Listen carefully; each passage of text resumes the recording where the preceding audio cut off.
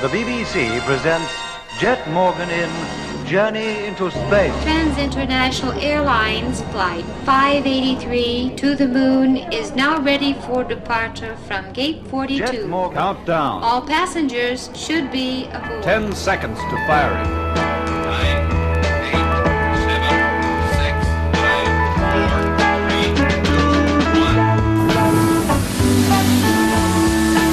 Jet Morgan. Jet Morgan.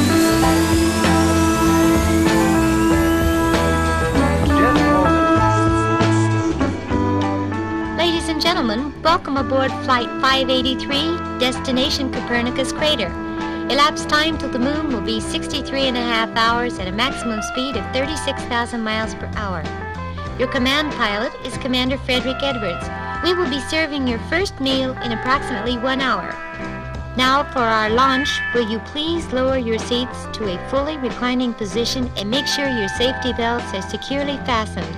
Thank you. 10 seconds until liftoff.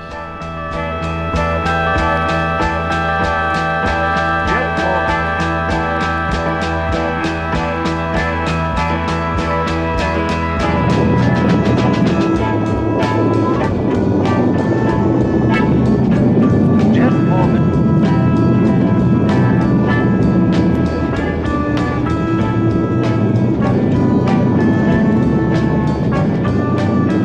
Jet Morgan.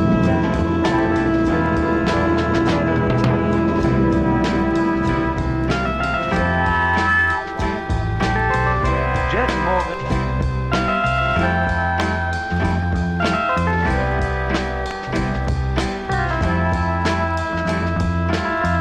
Jet Morgan. This is Commander Edwards. Ladies and gentlemen, those of you with a porthole to your right may see the receding Earth, blue in a black sky wrapped in cottony clouds. Passengers near a left porthole may see the approaching crescent of the moon. You will notice that we are nearing zero gravity. Soon your hostess will float among you, serving your second space meal. In the beginning, God created the heaven and the earth. And the earth was without form and voice, and darkness was upon the face of the deep. A few days ago at Cape Kennedy, Apollo 11 sent atop its fuel Saturn rocket. In the control rooms, scientists, technologists, space engineers sweated out the final countdown. This time, it was for real. Destination Moon. This is your Earthman to Moon. Earthman calling Moon Satellite. Come in Moon Satellite. Earth calling Moon Satellite. Earth to Satellite. Can you hear me, Satellite? Countdown.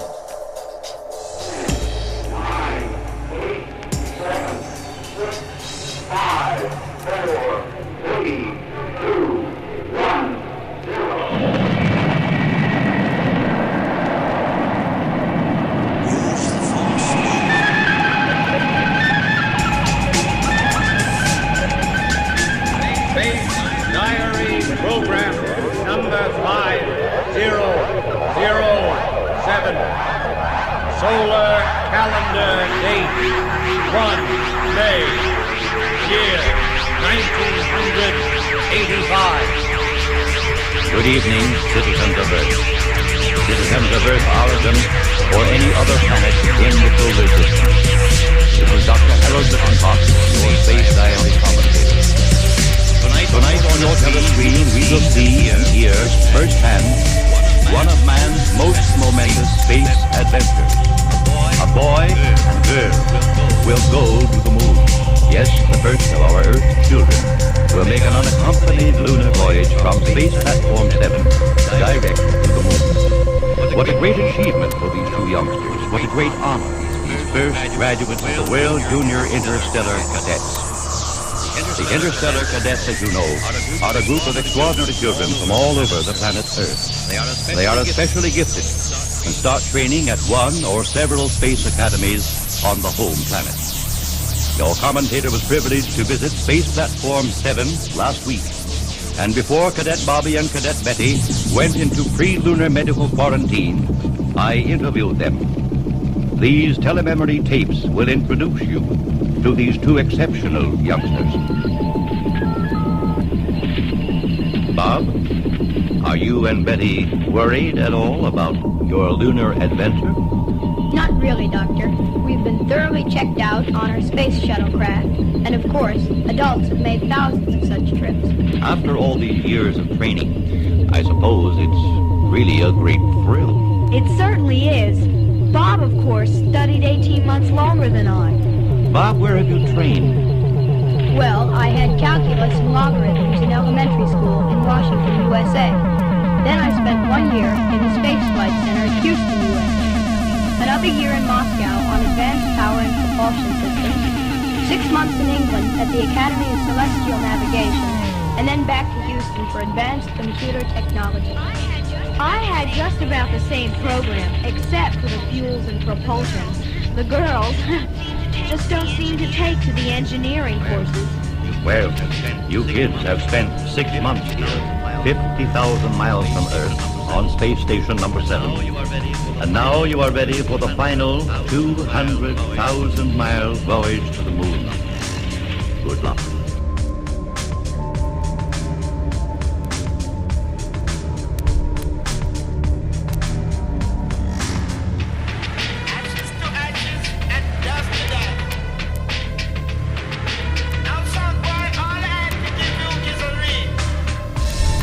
We're on a mountain near the equator.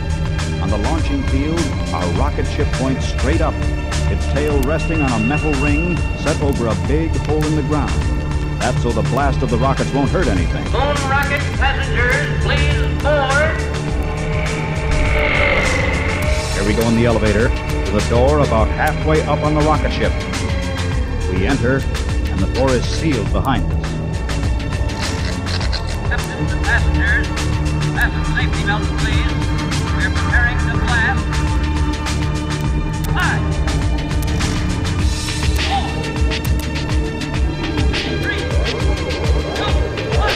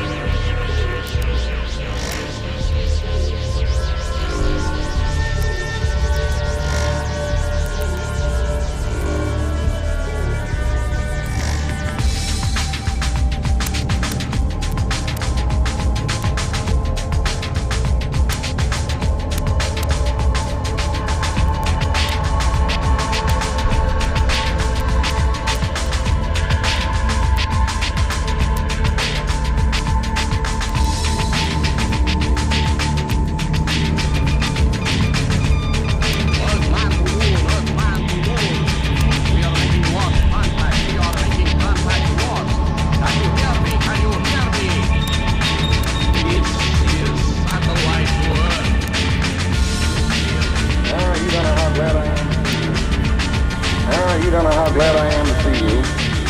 We didn't know if you'd even bother with our show here. Rose to it like a marlin.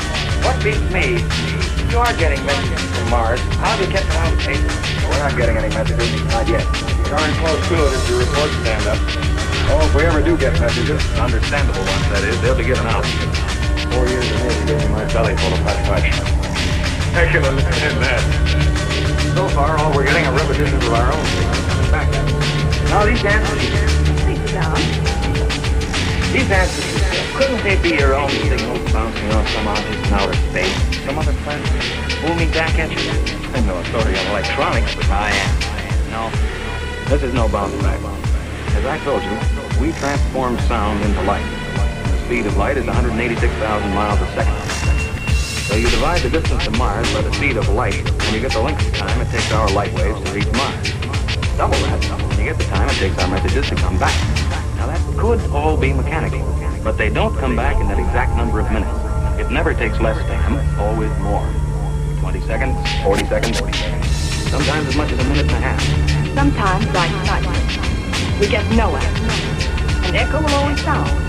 Sometimes the human brain sleeps. Why always the same signal back? Why never anything you can hang on to? Well, because I'm too stupid to give them a lead. That's why I yelled for help. Well, it's no sickness you have to count. Don't even know what language they're speaking, anyway. It's like working out a system of communication in Gollywog. How does Jet find the point of contact? How about try? Hardly the way to offer it. Outside of that life, I doubt if there's anything left. I mean, pie.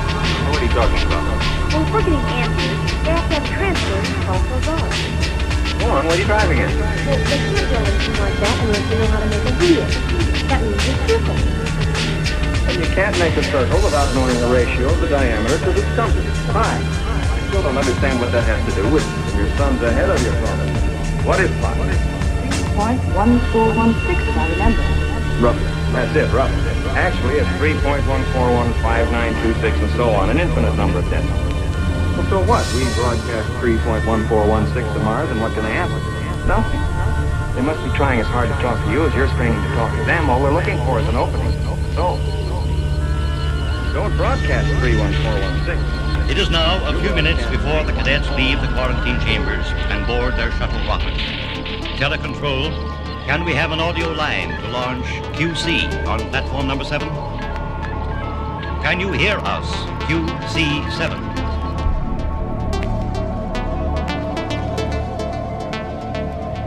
We have cleared you for transmission from quarantine chamber. Here you are, sir. Your dinner. Freeze-dried foods, powdered, diced, or sliced in cellophane bags. Squeeze the trigger of the sealed-on water crystal to rehydrate them.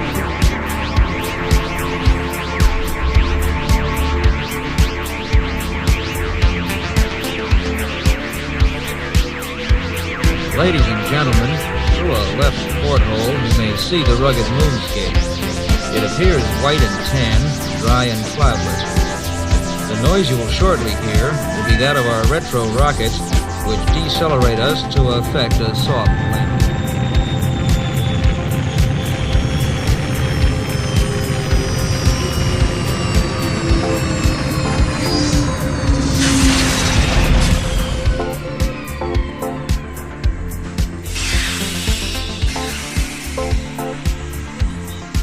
Please make sure your safety belts are in position.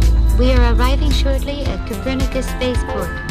The local temperature is 214 degrees in the sunshine and 250 below zero in the shade. Local time is 1800 Z. Upon disembarkation, please claim your baggage inside the underground terminal. Then proceed to the front ramp where a moon bus waits to take you to the Lunar Resort Hotel prior to your tour of the moon. On behalf of Commander Edwards and the entire crew, it has been a pleasure serving you, and we look forward to having you aboard our trans-international spaceship for your return flight.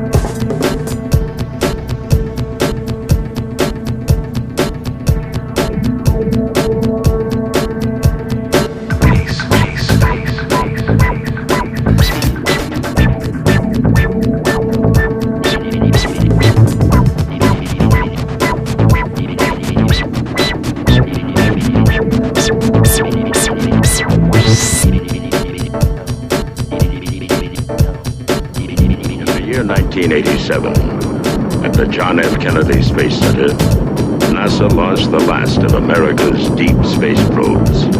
The payload perched on the nose cone of the Massey rocket was a one-man exploration vessel, Ranger 3. Aboard this compact starship, a lone astronaut, Captain William Buck Rogers.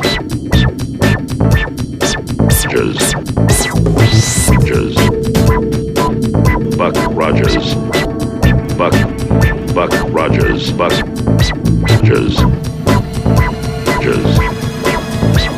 Bucks Rogers. Westmore Observatory, calling dirigible Chandra. In the model is that there is a critical threshold, I'm fairly sure that exists, where the natural biosphere stops buffering us from the effects of our emissions and actually starts to amplify them. So you really want to avoid that because suddenly then climate change occurs much more rapidly. Buck Rogers. For 500 years, Buck Rogers drifted through a world in which reality and fantasy merged into a timeless dream. Buck Rogers in the 26th. Westmore Observatory, calling dirigible Chandro. Not scared, are you, buddy? Well, yes, I was a little scared before you got above that blizzard. Just Keep a secret? Yes, sir. So was I. Well, I'm still scared. What for? We're up so high we can hardly breathe. We're about to run out of oxygen. Westmore Observatory, calling dirigible Chandro. Flying too low now. Buck Got Rogers. any more ice and snow? Calling dirigible Chandro. Westmore Observatory, calling dirigible Chandro. Yes, they finally found us. Great, take it. Buck Rogers. Jet Morgan. We're on a mountain near the equator. On the launching field, our rocket ship points straight up, its tail resting on a metal ring set over a big hole in the ground. That's so the blast of the rockets won't hurt anything. Moon rocket passengers, please board. Here we go in the elevator to the door about halfway up on the rocket ship. We enter, and the door is sealed behind us. Captains and passengers, fasten safety belts, please. We're preparing to blast. 5, 4, 3, 2, 1, rocket away! 3, 2, 1, rocket away! 3, 2, 1, rocket away!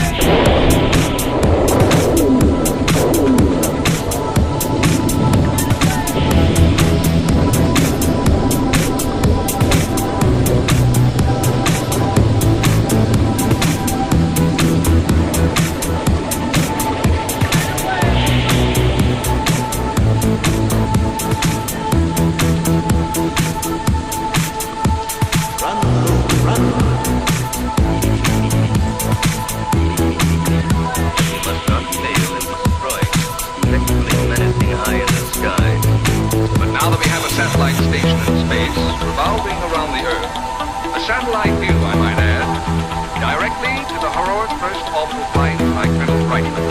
Danger, adventure, and breathtaking thrills come rocketing to the screen as science smashes a new frontier in the world of tomorrow.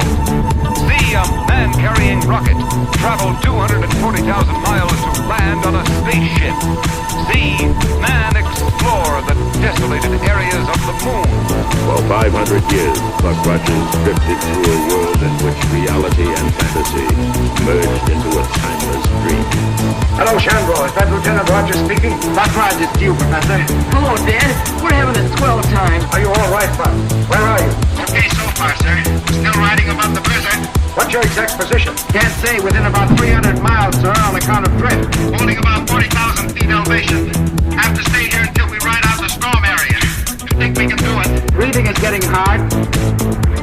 Captain, stop the rocket. I left my wallet in another suit. It isn't in my pocket. You won't need your wallet here, 1,000 miles from the atmosphere. I'm afraid they're likely to crash, but there is one chance. Hello, buddy. Can you hear me? Yes. Then listen carefully. Do you remember that tank of Navano gas I put aboard just before you took off? Yes, sir, I do. If you're forced down, will you promise me to turn the lever on that tank as far to the right as you can, buddy? Yes, sir, I will. I don't get it. What is Navano gas? It's the recent discovery of the professor. A gas that induces suspended animation. Suspended animation? Suspended animation? Suspended animation? Suspended animation. You were right, Lacey. The remains of some ancient type of spaceship. Wonder why we never saw it before. I've flown over this place 100 times. It's probably covered with ice most of the year. Let's take a closer look. We'll use our disintegrator pistol.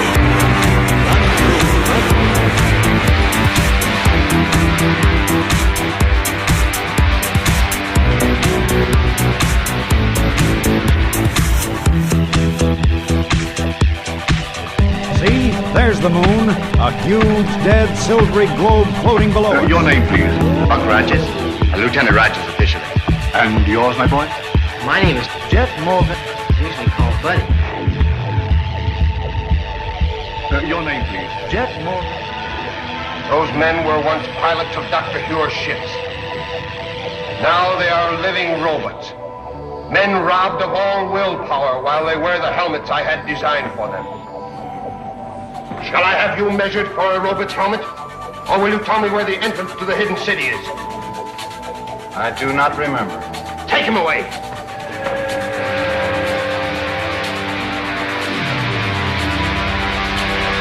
I don't get it.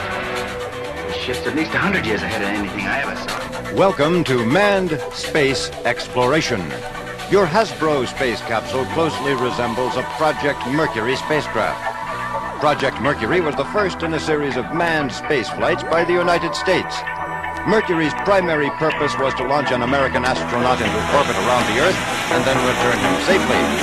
This feat was successfully accomplished on February 20th, 1962, when John Glenn Jr. and Mercury's Friendship 7 completed a 3-orbit flight.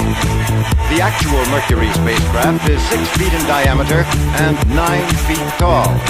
Sitting in a special form-fitting couch with his back toward the large base of the spacecraft, the astronaut faces a complex instrument panel. Your space capsule has a control panel much like the real one. As you can see, there are many dials, lights, buttons, clocks, and switches. All are important to the success of manned space exploration. As you will hear during spaceflight, the astronaut is able to communicate with the Launch Site Control Center, now known as Cape Kennedy, Florida, and also with each ground station as he orbits. In order to easily place your astronaut inside the capsule and fasten his seatbelt, your spacecraft has a large sliding window. This sliding window does not exist in the real Mercury space capsule. The actual spacecraft has a small hatch or opening through which the astronaut must crawl. His only view of the outside is seen through a small window or through his periscope. The astronaut enters the spacecraft 2 hours before blastoff time. This 2-hour period is used for checking and rechecking the space capsule's instruments and equipment. Later you will hear part of the countdown. As the countdown ends, the Atlas, with the Mercury payload on top, blasts off. About 5 minutes after blastoff, the spacecraft separates from the Atlas, and small jet rockets turn the spacecraft around, blunt nose first. The orbit is about 100 miles high, and the capsule's speed is approximately 17,500 miles an hour. Friendship 7 made 3 orbits of the Earth. Each orbit took 90 minutes. Near the end of the 3rd orbit, 3 small retro rockets facing forward were fired to slow the capsule down for its descent to Earth. If you listen carefully to the actual space communication, you will hear the astronaut confirm firing of the retro rockets. As the spacecraft speeds toward Earth, pressure of the atmosphere generates heat up to 3,000 degrees Fahrenheit on the heat shield. At 20,000 feet and 10,000 feet, parachutes are let out to slow down the descent to Earth. Again, listen carefully and hear the astronaut describe the parachute as he views it from the spacecraft. The Mercury space capsule always lands in the ocean, where the United States vessels and helicopters wait for the splashdown. The name Steelhead, heard on this record, refers to a Navy ship heading for the recovery of both capsule and astronaut. With helmet, one-piece suit, boots, and gloves, your Hasbro astronaut is dressed in a spacesuit similar to all astronauts. Now to the actual excerpts of blastoff, spaceflight, and splashdown. Hello, UK Complex. This is Friendship 7. They're reading you loud and clear. How many? Roger, Friendship 7. There you go, Carl. LA. Roger. How you doing, Porto? We're doing real fine up here. Everything is going very well. Over. Very good, John. You sound good. Roger. Shortly, you may observe some lights down there. You want to take a check on them out to your right, over? Roger. I'm all set to see if I can't get them in sight. Oh, sure. Short day.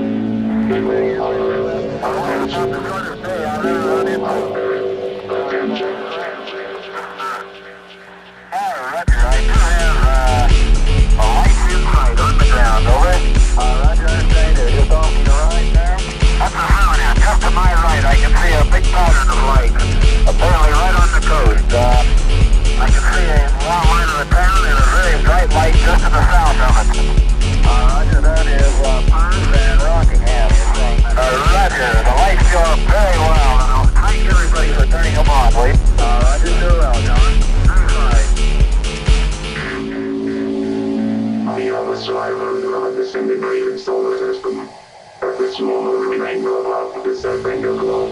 Will you have me arrange for your world to know the controllers? Roger, this is Friendship 7. Only really unusual thing so far beside ASCS trouble were the little particles, luminous particles around the capsule, just thousands of them, right at sunrise over the Pacific, over. Roger, 7, we have all that. Looks like you're in good shape, remain on fly-by-wire for the moment. Roger, Friendship 7. So this is Mercury Control. The Friendship 7 spacecraft is proceeding in its orbital flight around the Earth. Hey, Al, they're asking for the boys. Hey, Al! Al, what's happening? We're off to a bad start. Calm down, my boy. You'll get along fine. Just control your nerves. There. From now on, you'll be able to hear my instructions. Just remember to regulate your volume now. Hey! You're forgetting the tools of your trade. Can you hear us? QZ7.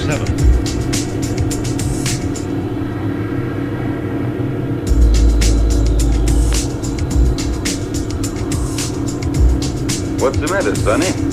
Cut it out, Al. Are you scared, son? Stop treating me like a greenhorn. But that's what you are, my boy. I took the accelerated course before I started on this trip. It probably was too quick. I'm not going to take all the air out of the decompression chamber. You'll have an easier exit. I'll give you a count from 20 to 1. Son, you don't know anything yet. Telecontrol. Can we have an audio line? Large QC on platform number 7. Don't touch the metal frame around the hatch. -20. Why? Can you see me? No. But the first time out, they all behaved the same way. -15. India Zulu 4-1. You ready? 5, 4. Wait a second. 2, 1. Al was absolutely right. I was scared.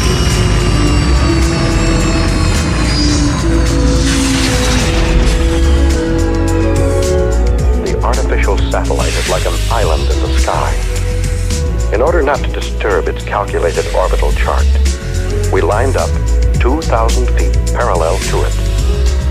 The only way to get there was to float through the terrifying void between us. I've heard you're rather famous on Earth. Well, I see my fame has reached the stars. But let me give you a bit of advice. Here among the stars, it is better not to be quite so cocky. You are only here to do a job. I worship the shadows.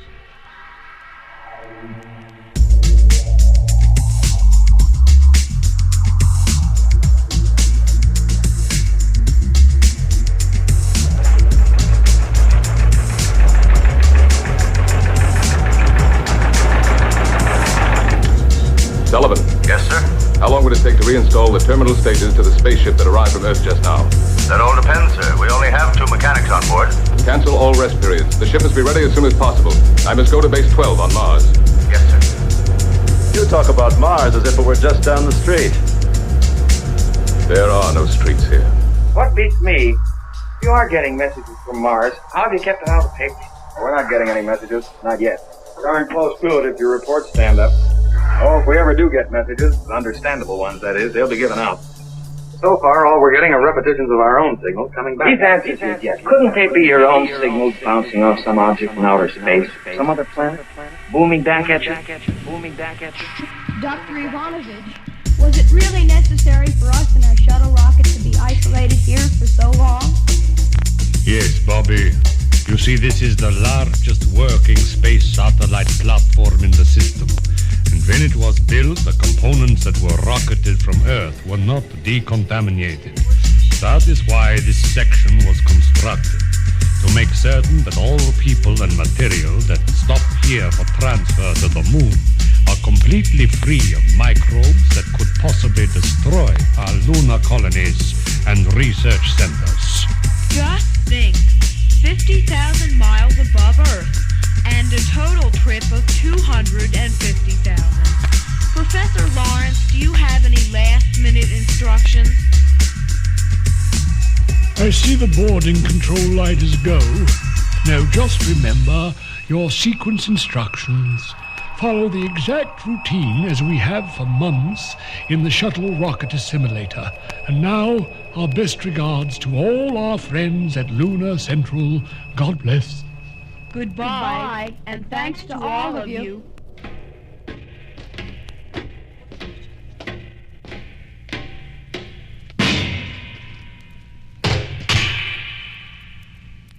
Check 1, airlocks.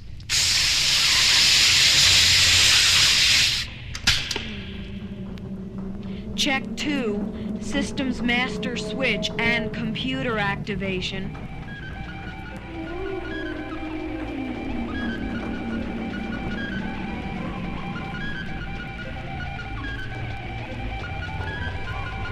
All go. Check 3, telemetry systems and platform control. All readings to check 3 indicate go. Request hangar pad ports open for jettison. Vice President, Governor. Ship is clear of platform. 200 meters. 600 meters. 1,500 meters. 3,000 meters. Shuttle requests clearance for rocket ignition. Stabilize attitude 3 degrees. Attitude correct. Oh. But why, some say, the moon? And they may well ask, why climb the highest mountain? But why, some say, the moon? But why, some say, the moon? And they may well ask, why climb the highest mountain?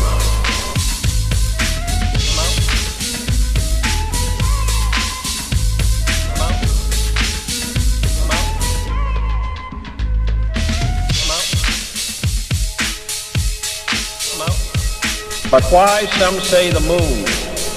And they may well ask, why climb the highest mountain? Governor, Congressman Thomas, Senator Wiley, and Congressman Miller, Webb, Bell, scientists, distinguished guests, ladies and gentlemen. Why, 35 years ago, fly the Atlantic? Why does Rice play Texas? We choose to go to the moon. We choose to go to the moon. We choose to go to the moon in this decade and do the other things. John Kennedy commits America to the creation of history, a calculated acceleration of man's evolution, the conquest of the biggest new frontier, space. This is Freedom 7. Project Mercury. All systems are go. And Alan Shepard becomes our first space hero. Then Grissom, Glenn, Carpenter, Schirra, and Cooper. Then Gemini, the two-man mission, and the first American spacewalk by Ed White. One thing about it, when Ed gets out there and starts wiggling around, it sure makes the spacecraft tough to control. The flight director says get back in. The world's space flight endurance record by Cooper and Conrad. A new record holder. The world's first space rendezvous by Schirra and Stafford. We're just flying a nose-to-nose. We have just exceeded the world's manned space flight endurance record. The first docking maneuver by Armstrong and Scott. Good here from the ground. Everything looks good from the docking. Then Apollo and tragedy. Gus Grissom, Ed White, and Roger Chaffee give their lives preparing the first flight to the moon. What we'll do now is follow. That first flight succeeds beyond expectation. We are circling the moon, and we hear the first men to see and describe this new world. Very, very dark. The sky is pitch black, and the Earth, or the moon rather, is quite light. And the contrast between the sky and the moon is a vivid dark line. Actually, I think the best way to describe this area is a vastness of black and white. Absolutely no color. Makes you realize just what you have back there on Earth. The Earth from here is a grand oasis of the big vastness of space. For all the people the message that we would like to send to you. In the beginning, God created the heaven and the earth. Hello, Americans. This is Paul Hardy. They did it. Neil Armstrong, Michael Collins, and Edwin Aldrin have landed safely from their trip to the moon. From their trip to the moon. From their trip to the moon. From their trip to the moon. Well, tell me, they said that you had a peculiar way to ward off the meteor showers on the moon. Said you muttered something up at the stars. Could this have been some sort of earthly voodoo, or what did you say? Well, let's go back to the time when you were moving away from the Earth. What was the main thing you were doing during this period? It has been rumored that a moon creature talked to you while you were up there. What did that moon creature say? It was also rumored that you and this female moon creature got kind of cozy. What were you doing anyway? Well, being a moon creature, wasn't she kind of ugly? Being a moon creature, wasn't she kind of ugly? Being a moon creature, wasn't she kind of ugly? Ugly? Ugly? Waited and rested and wished to look behind them.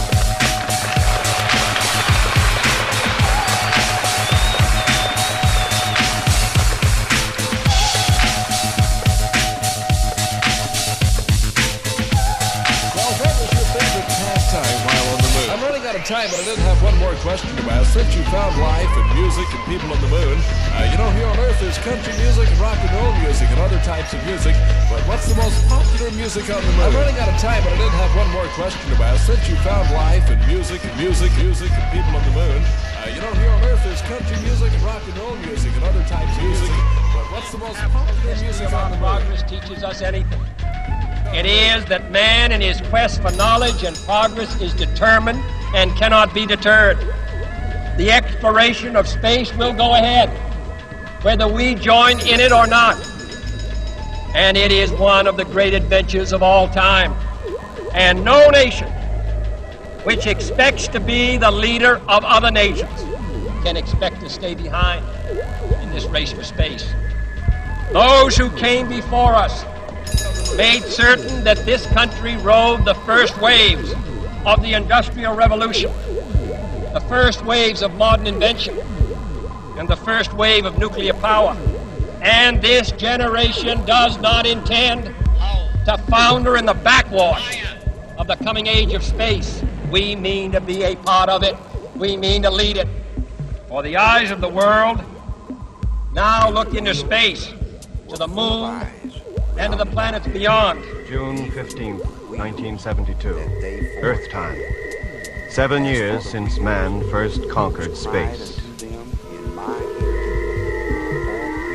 2 hours ago, we took off from Mars on the first stage of our 355 million mile journey back to Earth and home. Of the 20 men who set out on this momentous journey, only 8 are returning. Of the ships which formed our Martian space fleet, 6 have had to be abandoned. 2 of them total wrecks, their debris destined to drift in space forever. And the rest, for want of crews to man them, have been left behind. It was intended that we should remain on the Red Planet for a year. In fact, it was little more than 3 months. To have stayed longer would have meant staying for good. When I think back on the last few months, I can hardly believe that such fantastic events could have taken place. And yet, as I look about me, see our 2 companion ships limping home, one each side of us, I know them to be all too true. And during the long, dreary weeks of our return, we shall have time enough to ponder on the wisdom of man's ever venturing further into space and to his own moon. Now it is Monday afternoon, July 21st. And in order for Neil Armstrong and Buzz Aldrin to return to their command ship, they first have to blast off the surface of the moon. That's something else nobody's ever done before. And the countdown is tense as the 0 hour approaches. There's a blast of radio static and then liftoff. 26, 36 feet per second up. 5 for the pitch over. Very smooth. Balance couple off. Very quiet ride. There's that one crater down there. Armstrong never did say what that one crater down there was, but it's believed to have been the one full of boulders that he skipped over during the landing. I'm going right down US 1. Roger. Okay, and open up the main shut off. 90. Okay, off. 50. Step down. Eagle, Roger, we copy. It's great. Go. All right, Roger. Houston. Eagle. Back in orbit. And left tranquility base. And leading behind is the replica from our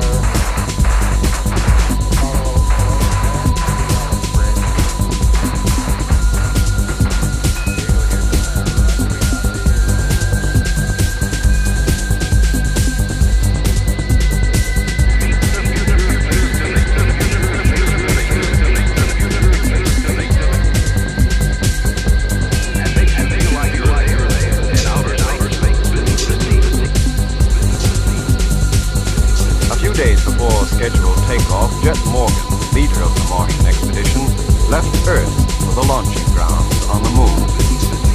Hello, Luna 142. Earth control calling. Takeoff imminent. Stand by. Hello, control. Luna 142. Ready for takeoff. Airlock. Contact.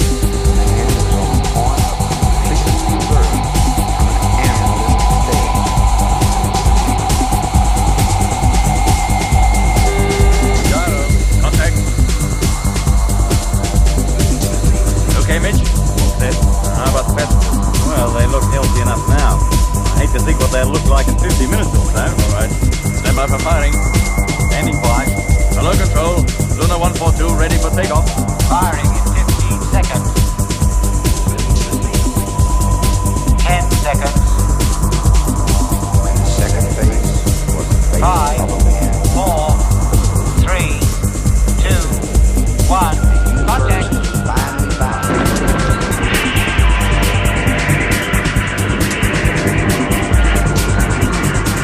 Zero plus 10 seconds.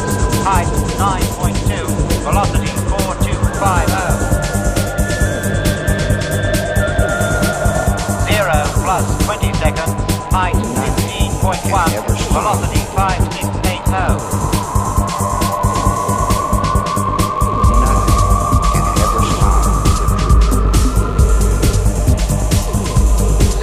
Plus 3 minutes, 10 seconds. Head on course. Cut the gyro. Well, I wonder how those fellas back there made out. Maybe I'd better go and see. I think I had, but make it quick. Sure, right. Hello, control. Luna 142. Morgan calling. Morgan calling. Все мертво. Ни голубого неба, ни полутеней, ни жизни, ни звука. Morgan calling. Безмолвный мир. Он спал мертвым сном миллиарды лет. Теперь придется проснуться. Morgan calling. Пришел человек. Morgan calling. We're on the first moon rocket, but someday men will be traveling to the planets. Morgan calling. Check on course and velocity, please. Hello, Luna 142. Velocity 26,000. Course correct. When will you call again? Routine check in 2 hours. Why can't we go to the planets now? There just isn't time. Why, Pluto, for instance, is 3,800,000,000 miles from the sun. Well, say, if we can't go to a planet, why can't we visit a star? That's even farther. Well, Mitch? Yeah, just as I thought. More than half of them sick as dogs. Well, I'm not surprised. None of them's ever made the trip before. If you ask me, none of them should ever have made this one. Morgan calling. Check on course and velocity, please.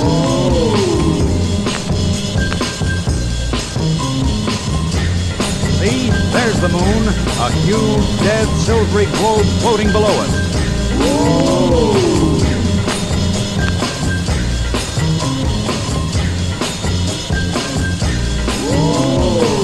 That was the first blow.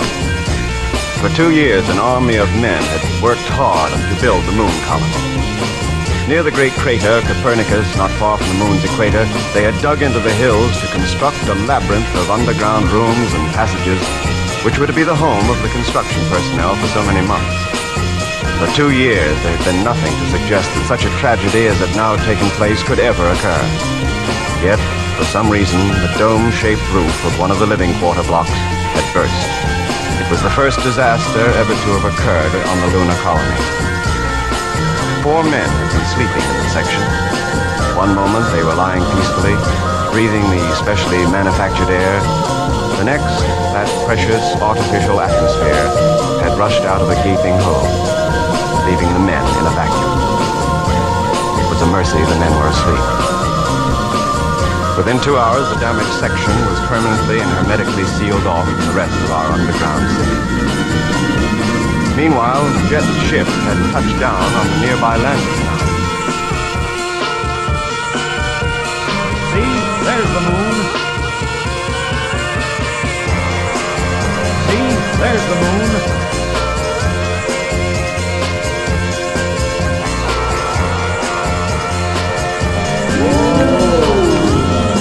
What happened? Well, as far as we can tell, a section of the living quarters was struck by a large meteor. That's a hazard against which up here we have no protection. I'm afraid 4 men lost their lives. Were any of them crew members? Yes, 2, but we will still take off according to schedule. Without them? We have reserve crews standing by. Gentlemen, what you write to Earth is, of course, your own affair, but I should be grateful if you made no mention of this tragedy until the expedition has left. Meanwhile, if there are any specific questions you'd like to ask about the project, now's the time to do it. Now's the time to do it. Now's the time to do it. Now's the time to do it. Every 28 days, the moon goes once around the Earth. The sun shines on the moon and lights it up. That is why we can see it from the Earth. See, there's the moon, a huge, dead, silvery globe floating below it. That's no moon. It's a space station. We were lucky to escape with our lives. We were lucky to escape with our lives. Why does the Martian expedition have to start from the moon? Why not the Earth? Surely ferrying the materials to build the ships all this way must have put up the cost beyond imagination. The low gravitational pull of the moon enables us to take larger ships and propel them with far less fuel than be needed to take off from Earth. Taking off from here, in fact, actually lowers the cost. Will all the members of the expedition be landing on Mars? Oh no, only 8 of us. The remaining crews will stay within the freighters in orbit about 1,000 miles above the planet's surface. For a whole year? I'm afraid so. But won't those men feel cheated to have gone so far and yet never actually touched down? Believe me, sir, the freight crews are fully aware of their position, but they'd rather do without landing than not go at all. On what part of the planet will you land? On the northern ice caps. Won't you find it rather cold? Probably, but only on the ice caps can we be sure to find a surface smooth enough. And a surface smooth enough. Surface smooth enough. Air pressure 0. Okay, Jet. Open her up. Main door, contact. And the surface smooth enough.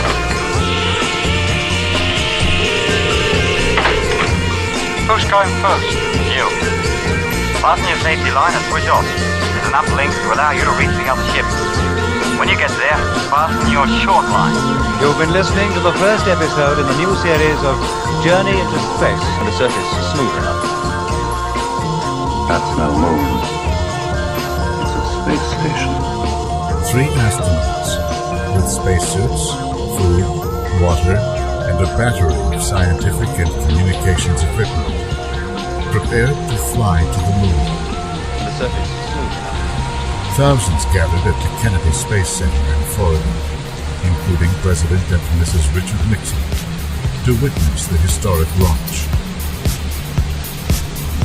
It was raining that day, but that was no cause for delay. The ship that would carry them into space was designed to launch in any way. But how would it respond to a powerful electrical storm now gathering above the launch pad? That was just the beginning of the incredible journey of Apollo 12.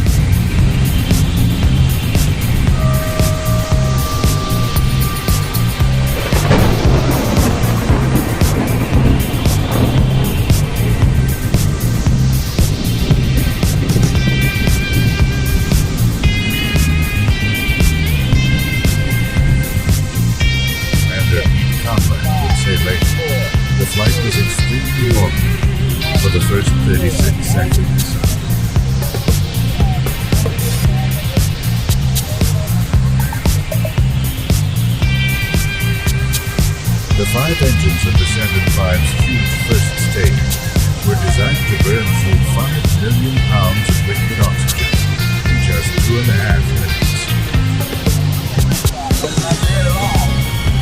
And to send the spacecraft up 67 kilometers from the Atlantic Ocean.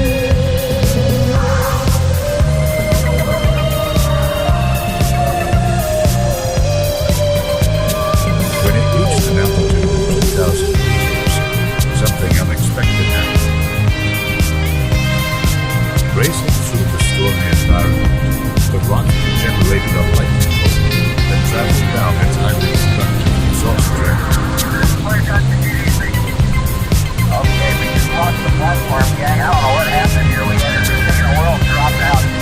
Roger. Another bolt hit 16 seconds later.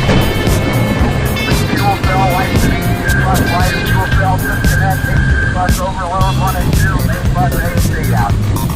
All of the spacecraft circuit breakers shut off. The tracking system was lost. Oh, it's wrong. Just try again. A young flight controller in Houston, Texas, instructed astronaut Alan Dean on how to turn on auxiliary power system. The mission was back on track.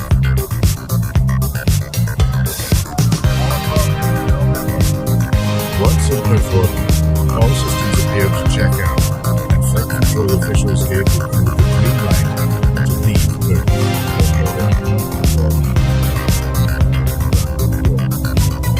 The astronauts were not told of concern that the lightning strikes had damaged the pyrotechnic system used to deploy the parachutes that would ease them back through the Earth's atmosphere.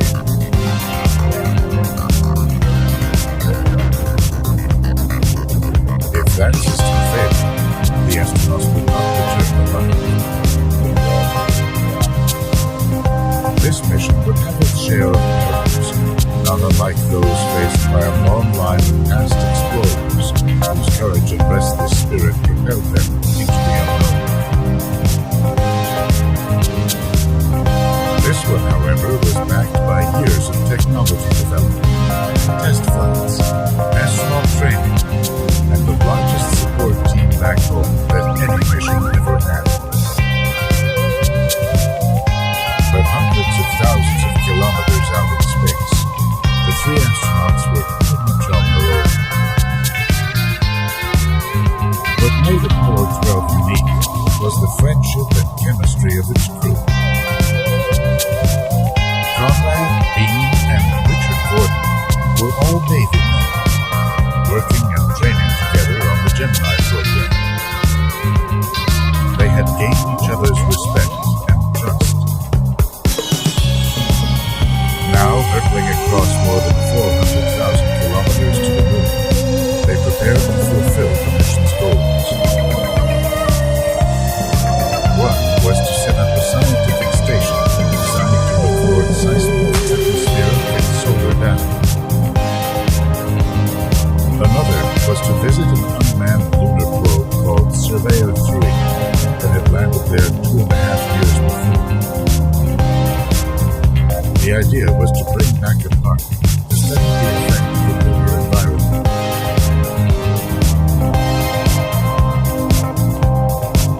A third goal was to improve on the landing of Apollo 11 just 5 months before.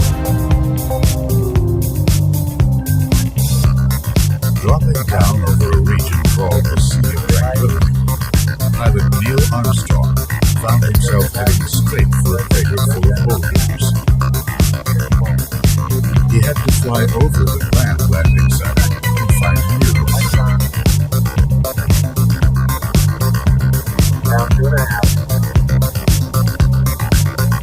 Now, kilometers beyond the target, the land called Eagle was literally running out of gas. With less than 30 seconds of fuel, Neil Armstrong and Buzz Aldrin finally touched down on a landscape obscured by dust stirred up by the vehicle's thrusters.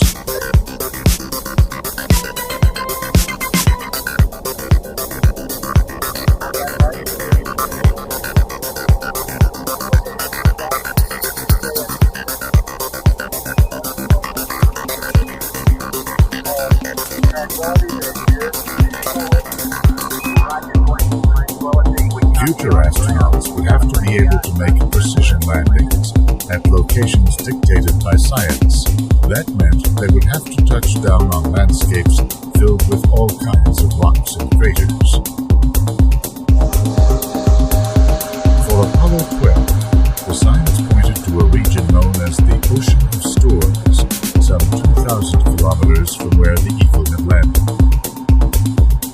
Here, the landscape is dark, from lava that cooled to form its flat expanse billions of years ago. Within it, an impacting asteroid had hollowed out Copernicus crater, perhaps showering the region with rocks blasted out from deep underground.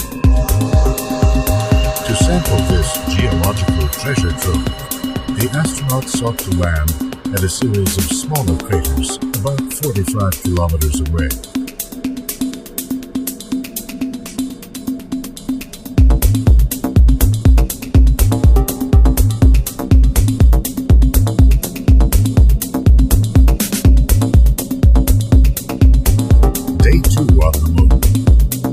Conrad nor Bean had been able to get much sleep. Excitement got the best of them. The pair now left Intrepid for a second and final moonwalk.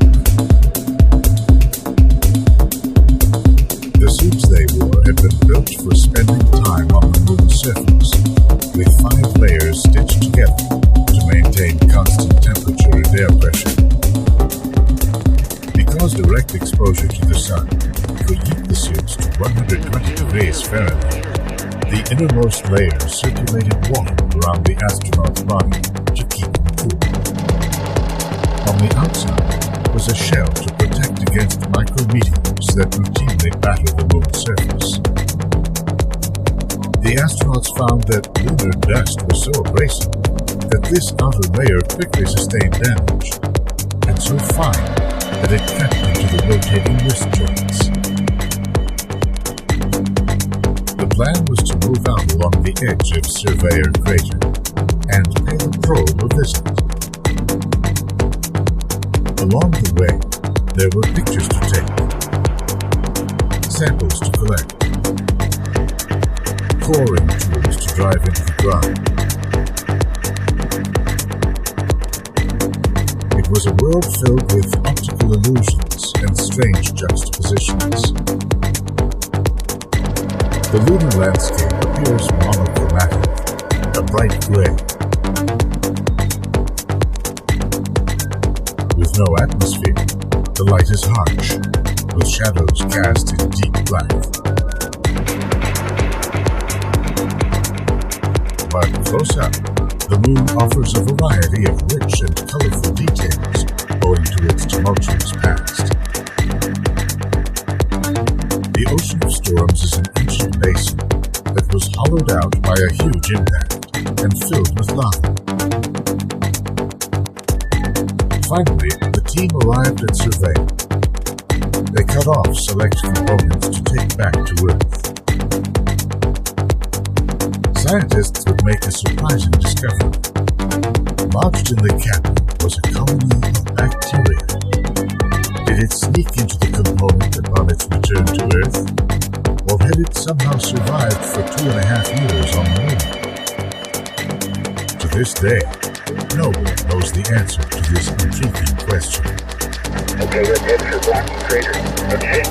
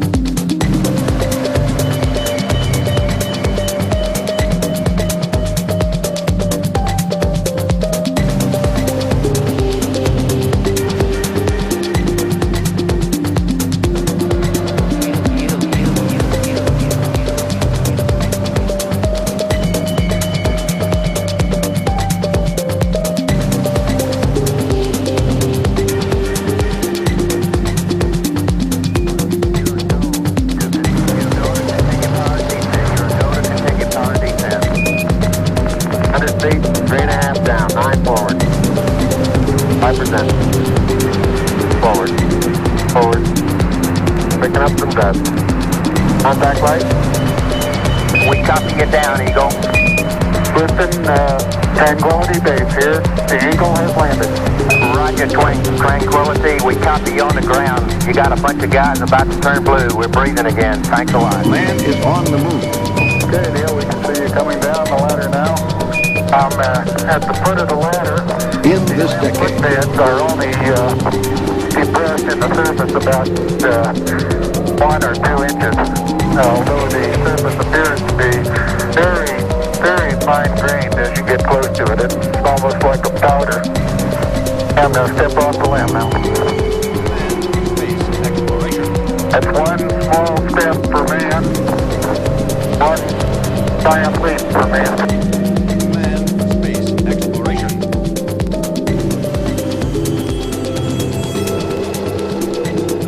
Exploration.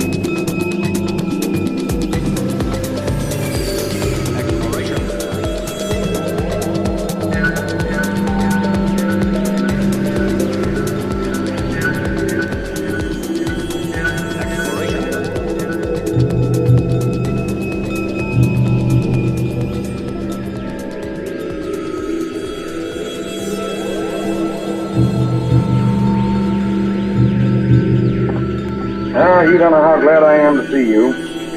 We didn't know if you'd even bother with our show here. Rose to it like a marlin. What beats me, if you are getting messages from Mars, how have you kept it out of tape? We're not getting any messages, not yet. Darn close to it if your reports stand up. Oh, if we ever do get messages, understandable ones, that is, they'll be given out. 4 years of Navy gave me my belly full of hush-hush. I can understand that. So far, all we're getting are repetitions of our own signals coming back at us. Now, these answers you get, couldn't they be your own signals bouncing off some object in outer space, some other planet? Booming back at you? I'm no authority on electronics, but I am. no, this is no bounce back. As I told you, we transform sound into light. The speed of light is 186,000 miles a second. So you divide the distance to Mars by the speed of light, and you get the length of time it takes our light waves to reach Mars. Double that, and you get the time it takes our messages to come back.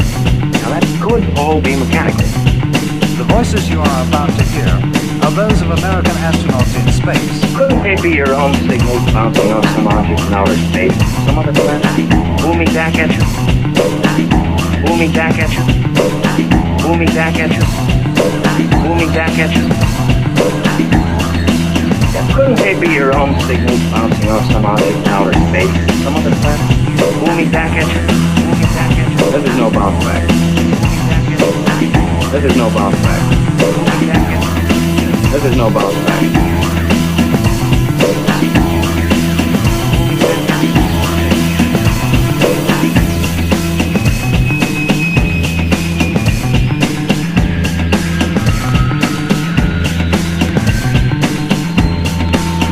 This is no bounce back. This is no bounce back. This is no bounce back. This is no bounce back. This is no bounce back. This is no bounce back. This is no bounce back. This is no bounce back. This is no bounce back.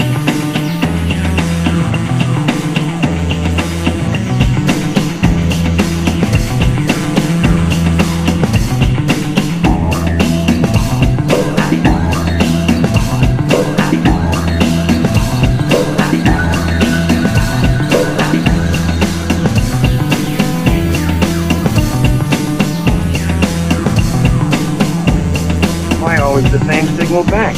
Why never anything you can hang on to? Well, because I'm too stupid to give them a lead.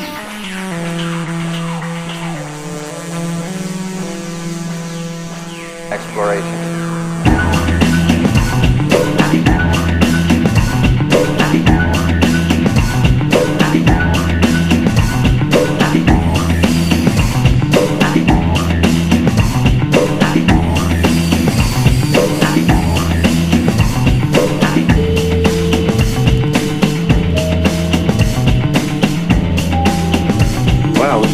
ask me if you've asked me, huh? Don't even know what language they speak, if any. It's like working out a system of communication. Don't even know what language they speak, if any. It's like working out a system of communication, gollywog. How can you get find the point of contact? Sounds exist in space.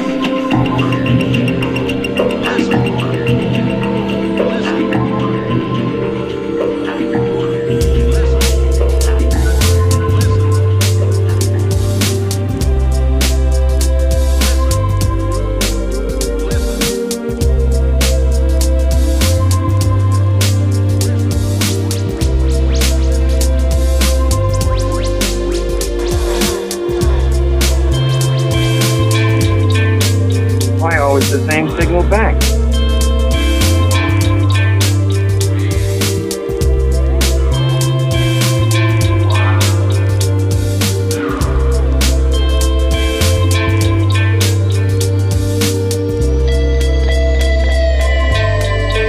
Why always the same signal back?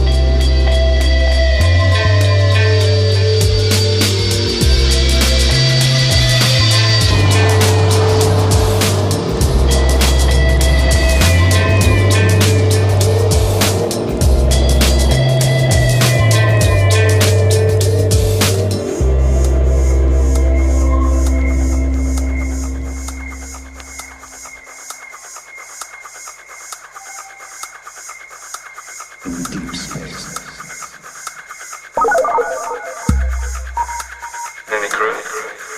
Negative.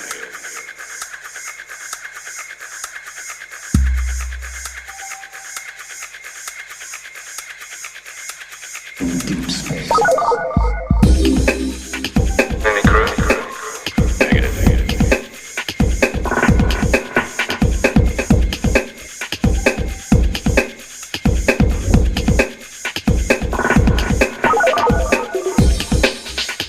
Any crew?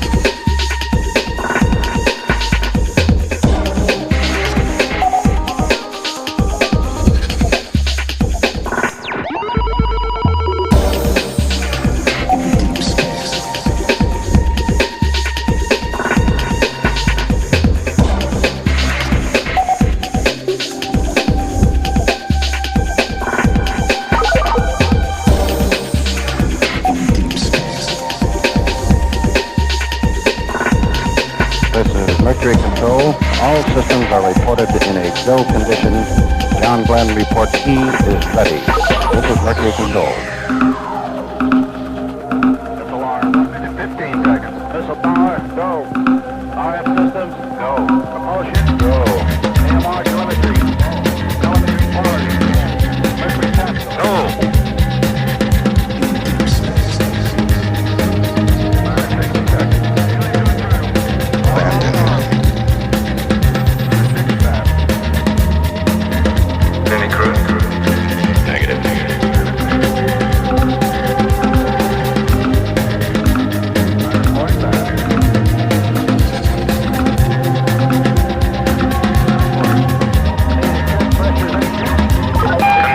Calling 047. Control Central to 047. Hello, 047. You have 180 seconds to countdown. Repeat, countdown at 180. Give us a reading, please, Colonel. Come in, 047. 047 to Central. This is Earhart.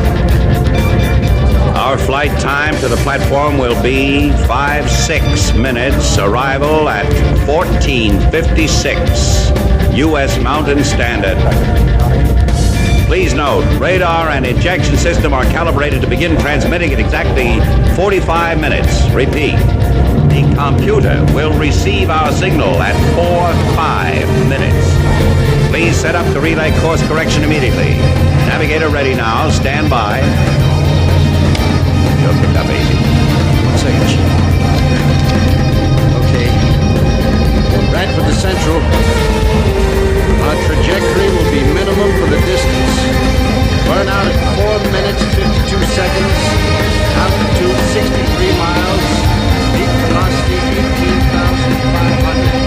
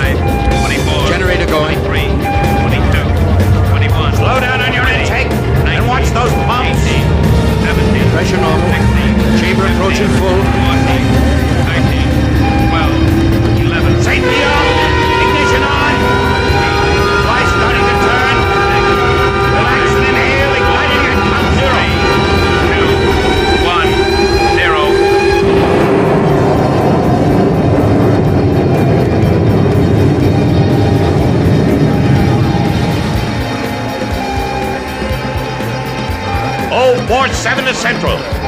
047 to Central. Vertical at +10. Starting to spin at +14. Veering at 1717. Go, baby. Over and out.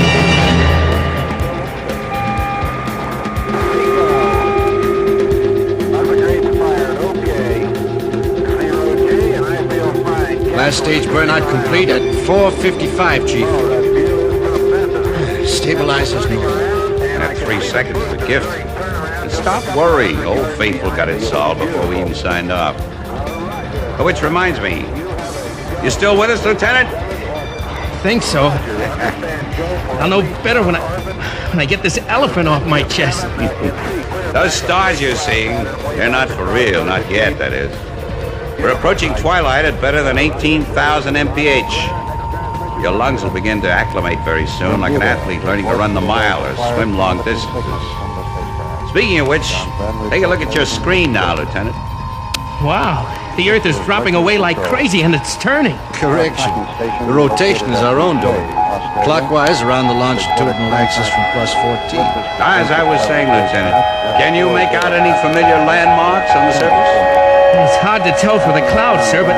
Oh, wait a minute. I see a town sitting on the edge of a lake. At least I think it's a lake. From our position, I'd say that town you see is Los Angeles. Yonder lake is the Pacific Ocean. Wow. All right, now get set for another surprise. Something you can tell the folks at home about. I'm talking about free fall, Lieutenant. Well, we've simulated it, sir, in training, but to actually leave the Earth's gravitational field... is an impossibility, Lieutenant. Between the Earth's influence and that of the Moon, for example, one may theoretically arrive at a neutral point. However... I understand, sir. It's a matter of terminology. Right. In effect, we enter free fall when the rocket motors stop. But don't unbuckle till I tell you. Ace, you take the first step. Show our observer how it's done. Good. Think you can follow that, Lieutenant? Holy cow! I mean, that's quite a sight. Standing head down. Come join the fun. But only watch out for that king post. Breaks and sprains come very easy when you're weightless, you know. Okay. Off with the harness. Now, with one hand, press up slowly.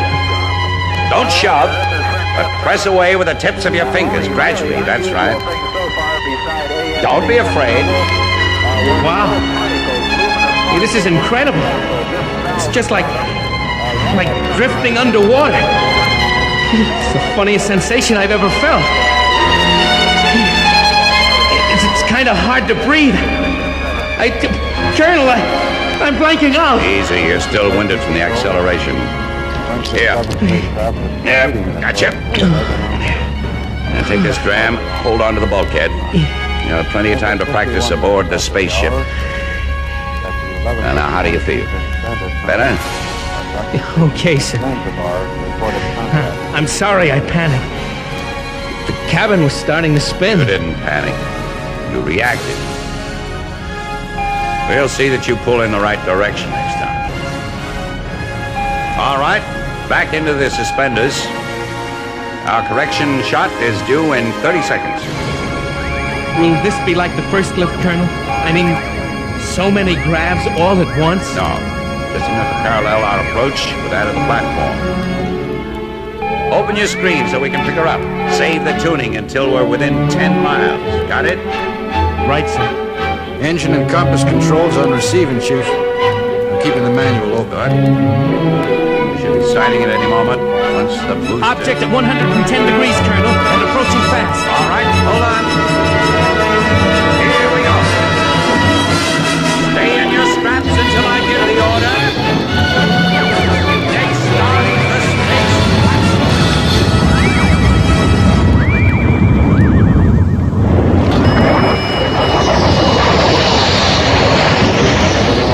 Our space cadets have just finished their nap and have but 1 hour before landing at Lunar Central. Let's switch over to the shuttle rocket.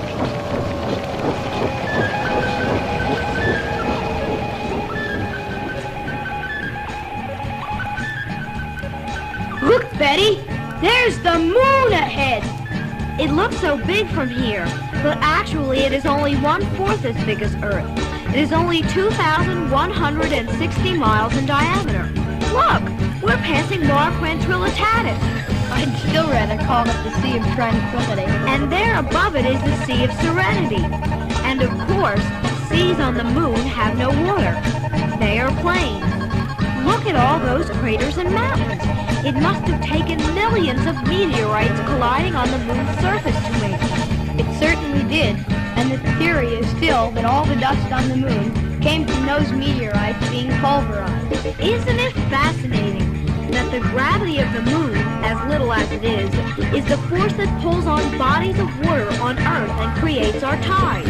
From here, you wouldn't think the big mass ahead would revolve around the Earth every 29½ days. Every 28 days, the moon goes once around the Earth. The sun shines on the moon and lights it up. That is why we can see it from the Earth. See, there's the moon, a huge, dead, silvery globe floating below us. Whoa! Do you know we're the first people ever to see the other side of the moon? Moon? Moon? Moon? Perhaps the moon knows the secret of the new sound. When you are the moon, there is a person that people say is the sun. I saw the sun once, and it came past me really fast, and it was called the eclipse, and it came past. But as it came past, I licked his back. He doesn't know I licked his back, all on his yellow suit. I'm the moon. I'm the moon. I'm the moon. I'm the moon. Perhaps the moon knows the secret of the new sound.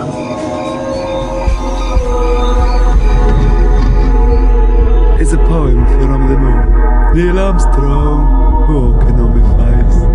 Buzz Aldrin, he walking on my face. And then the third one, the spaceman walking on my face. All on the surfaces. And they're looking at all the stuff the moon has got to work. Yeah.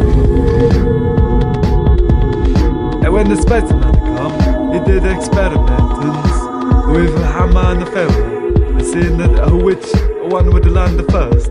And you know, on the moon's surface, they landed exactly the same time. It could have done that with anything. Beach ball, egg, magnet. Supernova. Computer shows approach vector. Lunar Central. Shuttle 7X to Lunar Central. We read you, 7X. Set all systems for port landing received. Prepare for entry and landing. Roger, LC Control.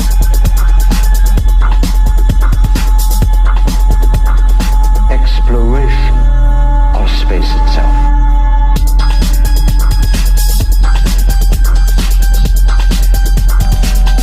Do you know we're the first people ever to see the other side of the moon?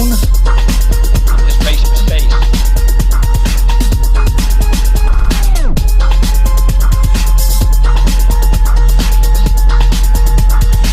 Space to space.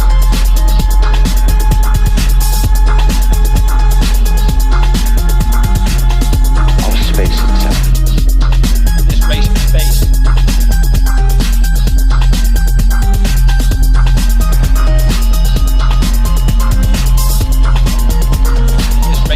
As you see, they have just left the hangar deck at Lunar Central and have cleared the airlock into the colony. The crowd of scientists and technicians are going wild. What a space ovation! Dr. Aaron Smith, the station commander, is greeting them. Professor Von Tulo is at his side. Welcome, space cadets. Welcome to the moon. This is Houston, go ahead. For the eyes of the world now look into space, to the moon, and to the planets beyond. And we have vowed, that we shall not see it governed by a hostile flag of conquest, but by a banner of freedom and peace. We have vowed that we shall not see space filled with weapons of mass destruction, but with instruments of knowledge and understanding.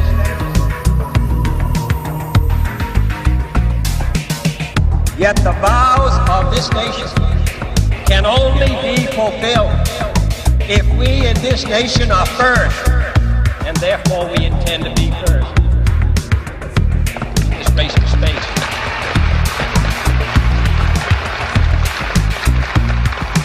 In short, our leadership in science and industry, our hopes for peace and security, our obligations to ourselves as well as others, all require us to make this effort to solve these mysteries, to solve them for the good of all men, and to become the world's leading spacefaring nation.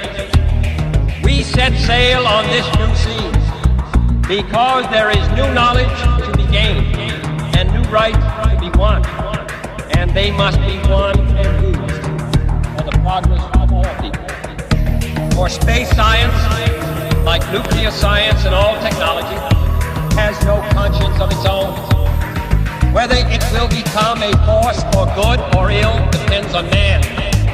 And only if the United States occupies a position of preeminence can we help decide whether this new ocean will be a sea of peace or a new terrifying theater of war. I do not say that we should or will go unprotected against the hostile issues of space any more than we go unprotected against the hostile use of land or sea.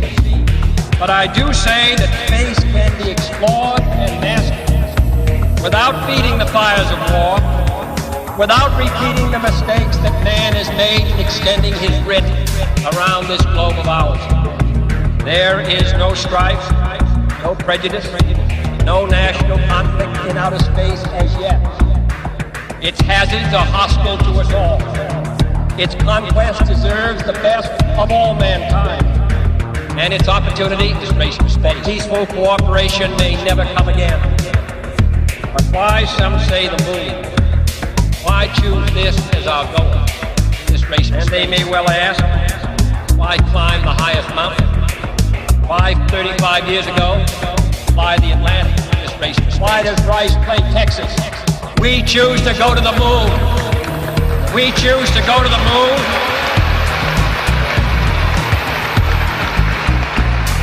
Space. We choose to go to the moon in this decade and do the other things. Not because they are easy, but because they are hard. Because that goal will serve to organize and measure the best of our energies and skills. Because that challenge is one that we're willing to accept, one we are unwilling to postpone, and one we intend to win. Ladies and gentlemen, the capsule has now successfully returned to Earth. In a moment, we will hear the voice of the person going to conquer space. And here he is now. How about a few words, Ham?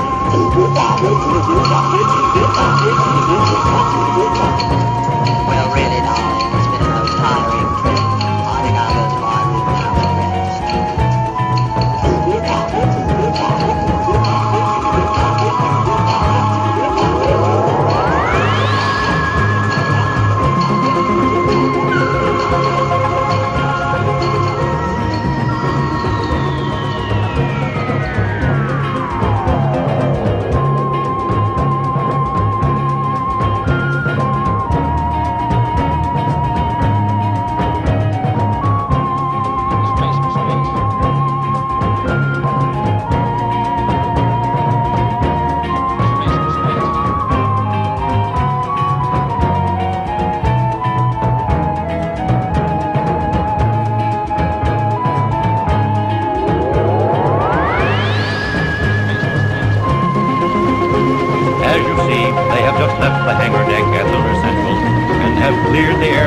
into the colony.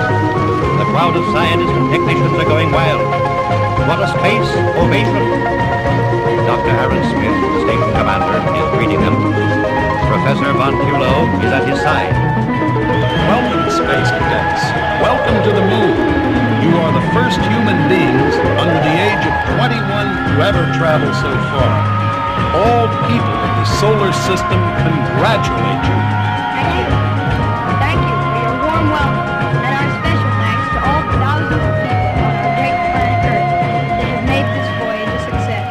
And now, in celebration of this great occasion, we have planned a lunar party. We hope all young people throughout the solar system will join us in celebration of this great day in outer space.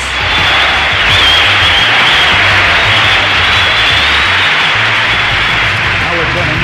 Our tail will point toward the Earth, and we will slow down our landing with our tail rockets. There's the field below. Look, there are thousands of people at the field. Captain to crew, open rocket door. Passengers board elevator. What's all the cheering about? They're cheering us. We've just made the first round trip to the moon. There is so much to see and know. There is so far for men to go. It's good to travel wide and then it's good to come back home again.